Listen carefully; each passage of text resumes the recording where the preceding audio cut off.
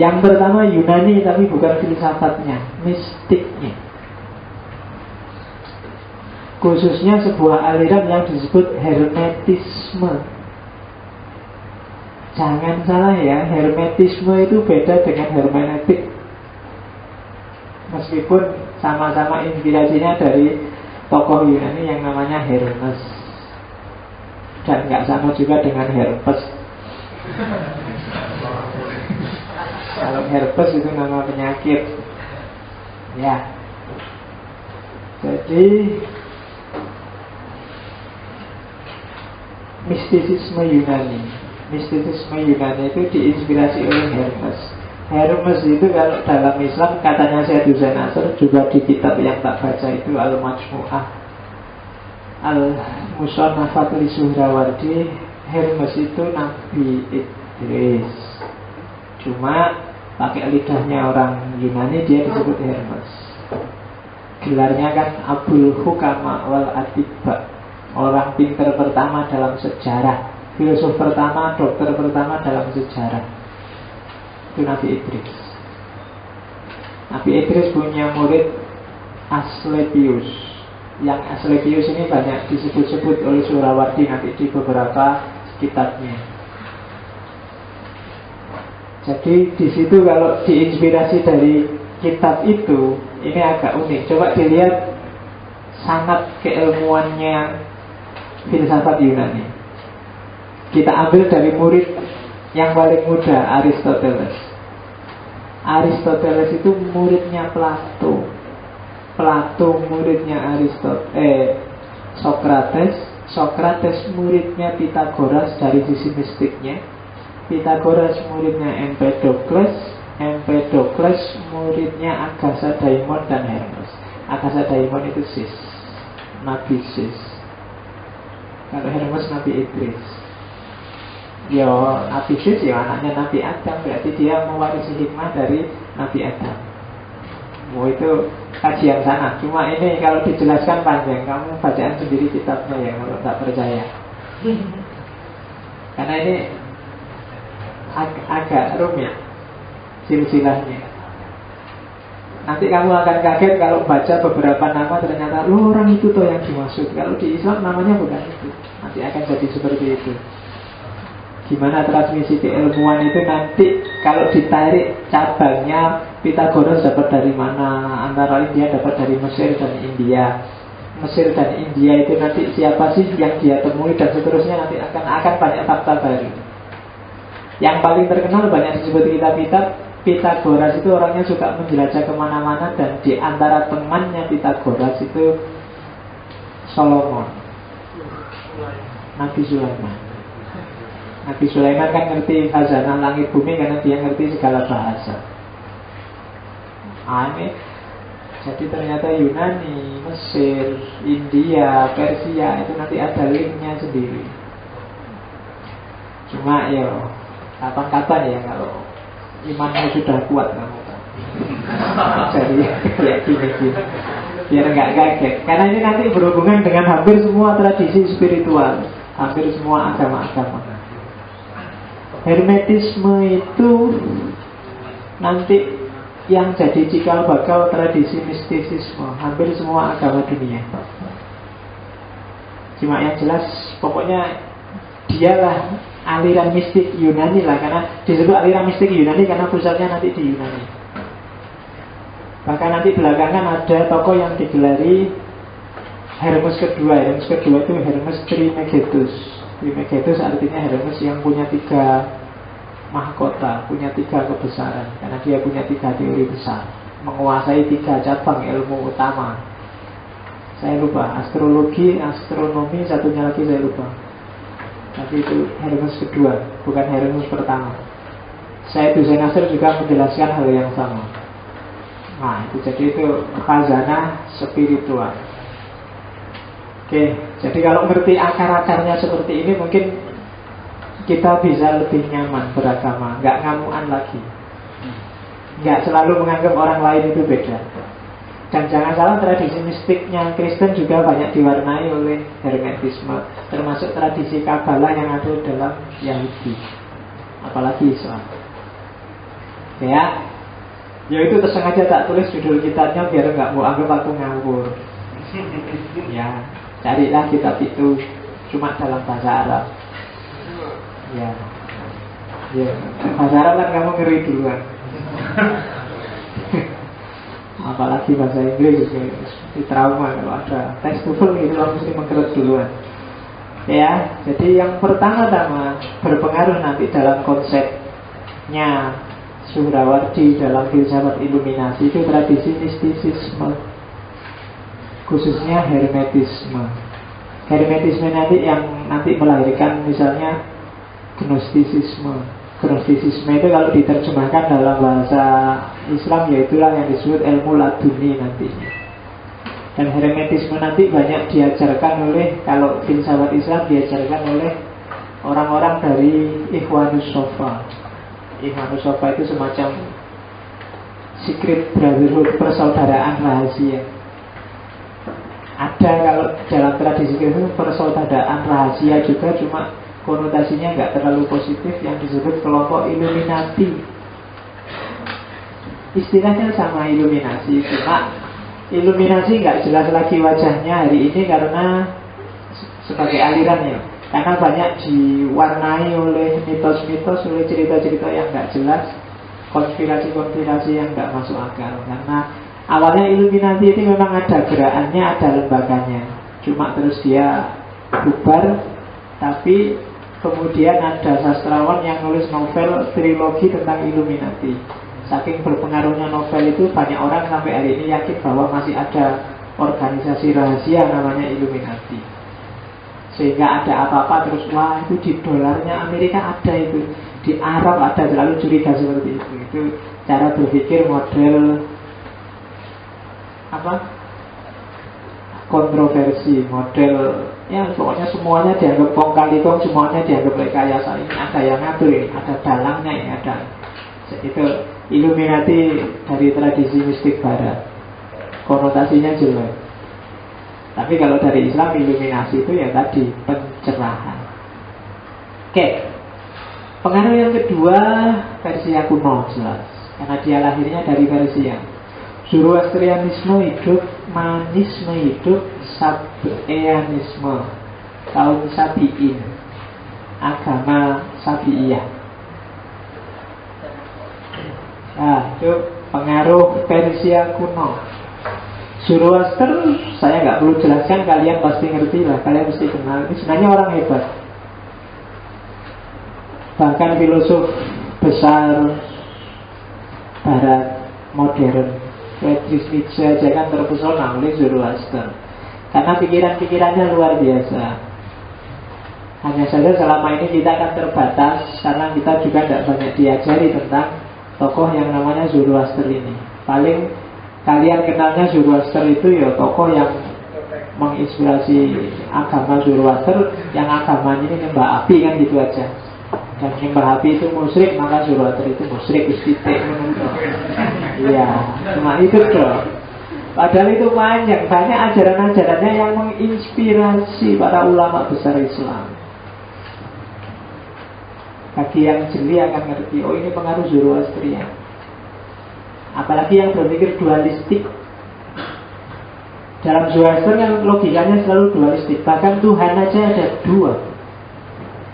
Ada Tuhan baik, ada Tuhan buruk. Ada Ahura Mazda, ada Ahriman. Itu Zoroaster.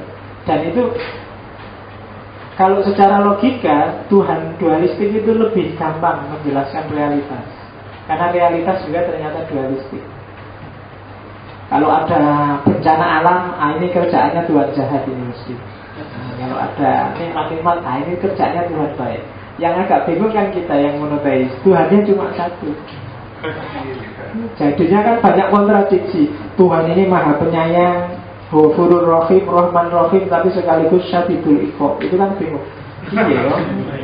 Kejam Syadidul Iqab, tapi sekaligus Ghafurur Rahim. Gimana ya? Tapi kalau dualisme gampang, Tuhannya dua gampang loh. Yang Syadidul Iqab ini Tuhan yang jahat, Tuhan Ahriman, Tuhan baik. Tapi kalau yang Rahman Rahim ini Tuhan Ahura Mazda, Tuhan yang baik. Lebih simpel. Kalau kalian mikirnya hidup ini ada dua sisi, ada sisi lahir, ada sisi batin, itu pengaruh Zoroastrian sebenarnya. Para sufi kan asumsi awalnya itu kan, karena memang sufi-sufi konseptual, teoritis, filosofis kan lahirnya dari Persia. Istilah-istilahnya sebenarnya banyak nanti yang mengambil dari Zoroastrianisme. Zoroastrianisme itu nanti mempengaruhi hampir semua tradisi mistik sesudahnya, termasuk manisme. Manisme itu dibawa oleh seorang nabi Persia, tapi bukan nabinya Islam. Namanya Mani. Kalau kalian punya buku 100 tokoh, Mani itu termasuk tokoh besar, 10 besar. Sangat berpengaruh ajarannya. Mani ini ajarannya merangkum hampir semua agama yang ada. Dia mengakui Isa, mengakui Buddha, mengakui Zoroaster. Dan Mani punya logika bahwa wahyu yang datang belakangan itu menyempurnakan wahyu yang datang sebelumnya. Jadi pada akhirnya agama Mani lama-lama habis. Tidak banyak lagi. Mungkin hari ini mungkin bisa dikatakan eksistensinya sudah mulai hilang. Tapi ajaran-ajarannya masih hidup karena dia mempengaruhi banyak tokoh. Kenapa hilang? Ya karena wahyu belakangan itu lebih sempurna. Orang kan harus ngambil yang belakangan. Jadi ketika disuruh masuk Islam gampang. Ini wahyu baru loh, ya sudah masuk Islam. Itu yang bikin eksistensinya perlahan mulai hilang. Itu manisme. Terus ada mitraisme. Mitraisme ini sebenarnya bagian dari ajarannya Mani, tapi terus jadi aliran tersendiri.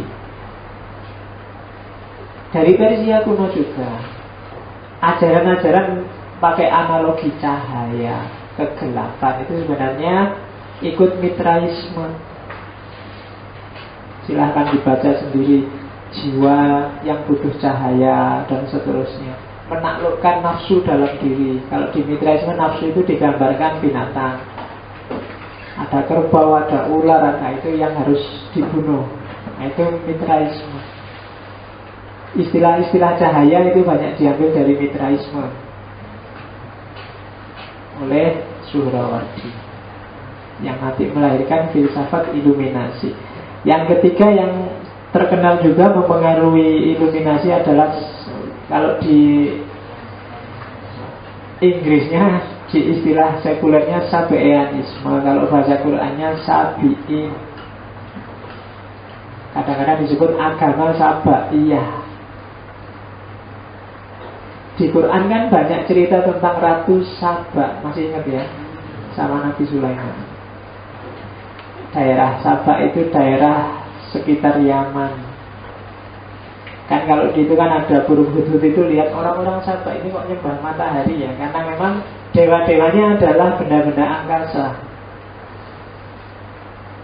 Jadi matahari, bulan, Jupiter, Saturnus, pokoknya ada 7 dewanya itu semua ada benda-benda angkasa.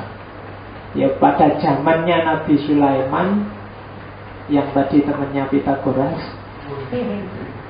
nah itu yang jadi raja kebetulan perempuan, Ratu Saba. Agamanya disebut agama Sabi'in, Sabi'ianisme, Sabaiyah. Kalau karyanya Suhrawardi yang sangat jelas terpengaruh agama Sabi'in itu istilah-istilahnya. Misalnya istilah Hayakil An-Nur, Haikal. Haikal itu ya, nanti istilah Haikal diserap dalam bahasa Indonesia terus jadi kuil, tempat ibadah. Hayakil itu, Haikal itu sebenarnya aslinya tempat ibadah untuk menyembah api. Itu Haikal. Mungkin kalian pernah dengar istilah-istilah seperti Haikal Sulaiman. Itu berarti kuil untuk mengagungkan Sulaiman. Kalau di Indonesia berarti itu candi. Nah, Hayakil An-Nur karyanya Suhrawardi itu berarti ya kuil-kuil cahaya. Jadi ada yang bilang di situ tak tulis agama Sabi'in itu sebenarnya pada awalnya yang diikuti adalah kitab Zabur, kitabnya Nabi Dawud. Yang hebat itu ada dokter di Jakarta yang bilang bahwa kerajaan Sabah itu ada di Sleman. Loh iya kan, ada kan itu. Di Sabah itu ada di Sleman. Karena Ratu Sabah itu hidup di era Nabi Sulaiman, maka salah satu kabupaten di sini disebut Kabupaten Sleman. Dan dekat dengan Jawa Tengah, dengan Sleman ada hutan yang dulu wilayahnya Sabah. Karena hutan itu wilayahnya Sabah, hutan itu bahasa Jawane Wono. Wono Sobo itu hutan Sabah zaman dulu. Nah, oh iya ada kayak gitu. Kamu wajah buku nih kalau kamu susu ketawa aja. Siapa ngerti bener? Ternyata Nabi Sulaiman itu ada di sini dulu. Iya, jangan-jangan Nabi Sulaiman ada di sini. Berarti dulu kita gores itu jalan-jalan sampai Pulau Jawa. Ketemulah dia dengan Nabi Sulaiman. Dan Ratu Sabah itu kerajaannya ada di daerah Candi Boko situ. Makanya di situ kan ada kayak candi-candi yang hilang itu dulu sama jinnya, bukan sama jin yang singgah sana yang di sana itu tiba-tiba dipindah sampai di Borobudur itu. Nah, Borobudur itu salah satu singgah sananya Ratu Sabah yang hilang dibawa oleh Perdana Menterinya Sulaiman. Oke, loh, kalau kamu baca argumennya meyakinkan, karena dia penelitian lama dokter matematika dari UIN Syarif Hidayatullah. Cuma ya wallahu a'lam bishawab. Iya juga tidak apa-apa, kalau tidak juga ya tidak apa-apa. Yang jelas ada agama Sabi'in yang menyembah benda-benda angkasa, khususnya matahari. Dan ini nanti menginspirasi banyak pada Suhrawardi. Selanjutnya, ini pengaruh Yunani lagi, tapi bukan lagi yang mistik, tapi pengaruh Yunani yang filsafat. Ada dua yang jelas. Yang pertama idealisme Plato, yang kedua neoplatonisme Plato baru. Tokohnya adalah Plotinus. Saya nggak perlu jelaskan ya, sudah banyak ngomong. Yang jelas tiga ide utamanya Plato itu nanti yang mewarnai filsafat iluminasi. Yang pertama dunia ide. Dunia ide itu kayak alam apa ya? Sebelum kita hidup di dunia ini ada alam. Kalau setelah mati kan alam barzakh, mungkin alam azali atau alam roh. Itulah dunia ide. Segalanya dalam bentuk sempurna kita temui di dunia ide. Itu Plato. Makanya pengetahuan itu bukan belajar mencari tahu, tapi mengingat-ingat dulu di dunia ide kayak gimana ya. Jadi akal itu tugasnya cuma ingat-ingat. Jiwa itu juga ada di dunia ide sebelumnya, dan ini sangat berpengaruh. Oke, ya, naruhnya jam. Terus neoplatonisme, Plotinus. Emanasi yang jungkir balik kamu susah memahami kemarin di peripatetik, itu sebenarnya warisannya Plotinus. Jadi emanasi itu, ya kalau di Plotinus ada 3, 1, 2, 3, 4 tahap utama emanasi. Kalau di Farabi dan Ibnu Sina kan bisa sampai 10 dan bahkan lebih, tidak terbatas sampai. Jadi emanasi itu diawali dari Tuhan.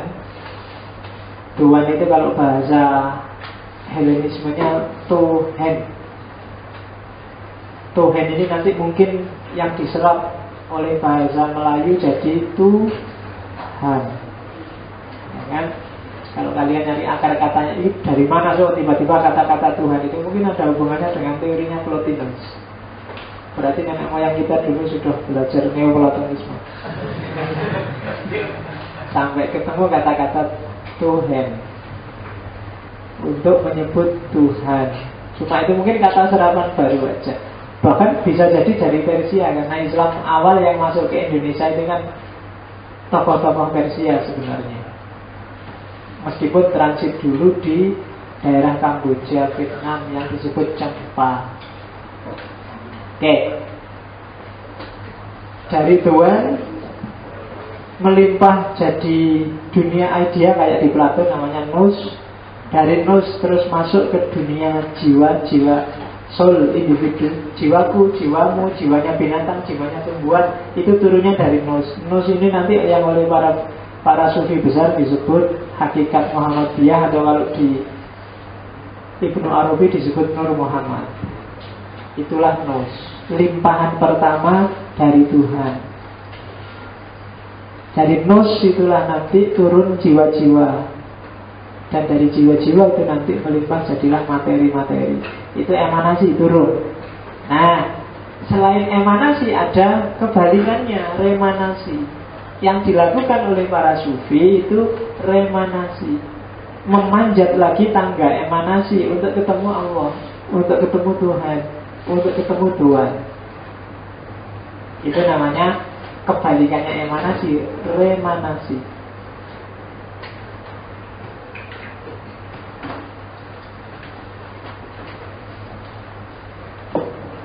Remanasi kalau di Plotinus caranya cuma 3. Yang pertama berbuat baik, kebajikan umum. Yang kedua berfilsafat. Dan yang ketiga bertasawuf.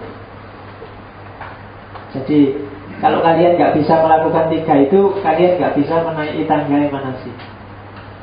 Berbuat baik, kebajikan umum itu berarti yang pertama belajar tentang kebaikan, yang kedua mempraktekkan kebaikan. Mempraktekkan kebaikan itu kalau teorinya Plotinus berani. Berani itu berarti aktif, tapi juga mengendalikan diri. Mengendalikan diri itu berarti tahu batas. Dan yang ketiga adil.